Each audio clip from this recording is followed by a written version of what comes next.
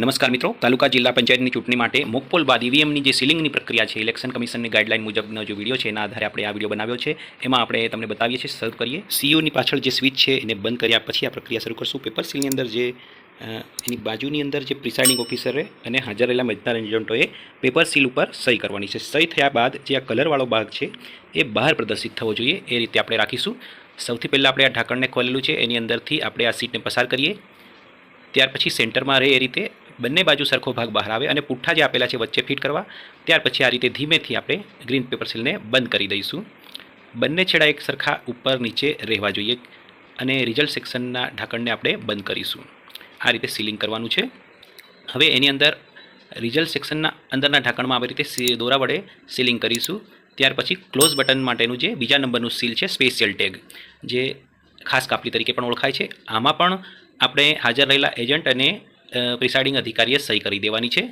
એને ખાસ કાપલી કહેવામાં આવે છે, સ્પેશિયલ ટેગ. અહીંયા તમે જોઈ શકો છો દોરો આપણે બાંધી રહ્યા છીએ અને લાખ વડે એને આપણે ગાંઠ મારી અને ધાતુના સીલ વડે એને સીલ કરી દઈશું. ખાસ કાપલી છે એની વચ્ચે ખાના જેવી જગ્યા છે, એ સીલિંગ થયા બાદ આપણે મૂકીશું એટલે રિઝલ્ટ લખેલું છે ક્લોઝ બટન આપણે જોઈ શકીએ અને આ રીતે બંધ કરી દઈશું. હવે બહારનું ઢાંકણ બંધ કર્યા પછી આપણે દોરો બાંધી દઈશું. હવે સરનામા ટેગનો ઉપયોગ આપણે જોઈએ તો મતદાન મથકની તમામ માહિતી લખી અને ત્યાર પછી આ દોરો બાંધી અને સરનામા ટેગને આપણે આ રીતે લાખ વડે સીલ કરી અને પાછળ સેલો ટેપનો ઉપયોગ કરી અને આપણે આ રીતે એને લગાવી દઈશું, જેથી કોઈ જગ્યાએ ઉખડી ના જાય અને નડે પણ નહીં. ત્યાર પછી આ ત્રીજું સીલ આપણે માર્યું સરનામા ટેગનું. હવે ચોથું અને ખૂબ મહત્ત્વનું ABCD વાળી જે સ્ટ્રીપ સીલ કહેવાય એનો ઉપયોગ આપણે કરીએ. તો હવે એને કઈ રીતે લગાવવું, તો જે કાળી કેપ છે એને અડે નહીં એ રીતે એની નીચેથી આપણે લગાવવાનું છે. સૌથી નીચેનો જે વિભાગ છે એની અંદર આપણે સ્ટ્રીપ સીલ લગાવીશું. સૌથી પહેલાં અહીંથી તમે જોઈ શકો છો એ જે છે એ ખોલવાનો છે, બરાબર સેન્ટરમાં રાખી અને ગ્રીન પેપર સીલનો નીચેનો છેડો એના ઉપર આપણે ચિપકાવી દઈશું આ રીતે. ત્યાર પછી આપણે બી ખોલીશું અને બી દેખાશે હવે, અને એ બીને પણ આપણે ઉપરથી બંધ કરવાનો છે. એ બી પછી પેલી બાજુ લઈ લેવાનું એન્ટી ક્લોકવાઇઝ, અને આ લગાવ્યા પછી સી ઓપન થશે અને સીની ઉપર આપણે જે ઉપરનું ગ્રીન પેપર સીલનો અડધો છેડો બહાર છે સી ઉપર લગાવી દઈશું, જેથી કરીને નંબર આપણે વાંચી શકીએ એ રીતે ચિપકાવવાનું. ત્યાર પછી આ આખી જે સ્ટ્રીપ છે એને એન્ટી ક્લોકવાઇઝ ફેરવી અને ABCDનો જે છેલ્લો અક્ષર ડી ઉપર આવે એ રીતે આપણે ચિપકાવી દઈશું. આ રીતે બને એટલું ફિટ રહે એવું આપણે અહીં ગોઠવણી કરવાની થાય છે. હવે તમે બંને પેપર સીલના એટલે કે ગ્રીન પેપર સીલ અને સ્ટ્રીપ સીલ બંનેના આપણે નંબર વાંચી શકીએ છીએ. મોકપોલ પછી આ રીતે 4 પેપર સીલો આપણે વાપરી. હવે જ્યારે પ્રથમ મતદાર આવે ત્યારે આ સીયુની બટન આપણે સ્વિચ ઓન કરી અને મતદાનની પ્રક્રિયા આપણે શરૂ કરી શકીએ છીએ. મતદાન પ્રક્રિયા ચાલુ હોય ત્યારે પ્રિસાઇડિંગ ઓફિસર 2 કલાકે જે ટોટલનું બટન છે દબાવી છે અને ટોટલનું બટન દબાવી અને આપણે 2 કલાકે જોવાનું થાય છે. બીઝી લેબ ચાલુ હોય ત્યારે એ કામ કરશે નહીં. એટલે સાંજે મતદાનનો સમય પૂરો થાય ત્યારે કોઈ લાઇનમાં થાય ત્યારે આપણે ક્લોઝ બટનનું જે કેપ છે એને ઓપન કરીશું અને મતદાન પૂરું થવાનું જાહેર થાય ત્યારે ક્લોઝ બટન દબાવી દઈશું. અને આ રીતે તમે જોઈ શકો છો ડિસ્પ્લેમાં આપણે મશીનનો સમય, નંબર, તારીખ, ઉમેદવારની સંખ્યા અને ટોટલ પોલ વોટ કેટલા મત પડ્યા છે એ બતાવી દેશે ક્લોઝ બટન દ્વારા.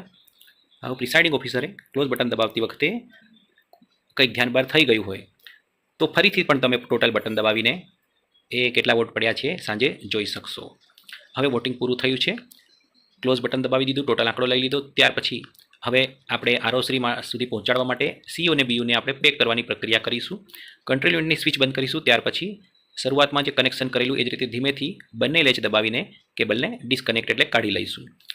હવે બોક્સને સીધી પોઝિશનમાં આ રીતે મૂકવાનું છે અને ડાબી બાજુ ડાબા હાથે મશીનનો ઉપરનો ભાગ એ રીતે મૂકવાનું છે, જેથી કરીને તમે મૂકશો એટલે ખ્યાલ આવશે ફિટ થાય છે કે નથી થતું.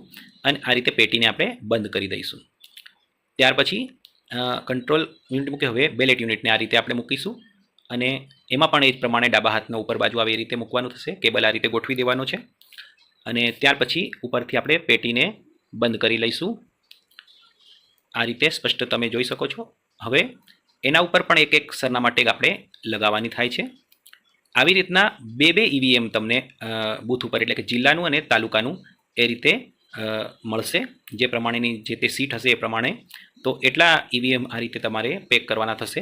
આ રીતે ગાંઠ મારવાની થાય છે ડબલ ગાંઠ અને પછી સરનામા ટેગ અને સરનામા ટેગને પછી પાછી સેલો ટેપથી અગાઉ આપણે જેમ ચિપકાવી હતી એ રીતે આપણે ચિપકાવી દેવાની થાય છે. અને આ રીતે તમે જોઈ શકો છો. લાખનો સીલ તો ખાસ મારવાનું એ ભૂલવાનું નથી. અને ત્યાર પછી એના ઉપર સેલો ટેપ મારી અને એને ચોંટાડી દેવાનું છે, જેથી કરીને કોઈ જે કંઈ મશીન છે એનું પેકિંગ છે આપણે જોઈ શકીએ, કયા મતદાન મથકનું છે સ્પષ્ટ ખ્યાલ આવે અહીં વિડીયો. ત્યાર પછી જે બીજું આપણું કંટ્રોલ યુનિટ અને બેલેટ યુનિટ એટલે કે બીજું જે મશીન છે એને પણ આ જ રીતે આપણે પેક કરીશું. અને આ રીતે એક જોડ તમારું એક મશીન રેડી થાય એવી રીતના બે મશીન હોય તો બે જોડનું આ રીતના તૈયાર થશે. તો વિડીયો અહીં પૂર્ણ કરીએ. Thank you very much.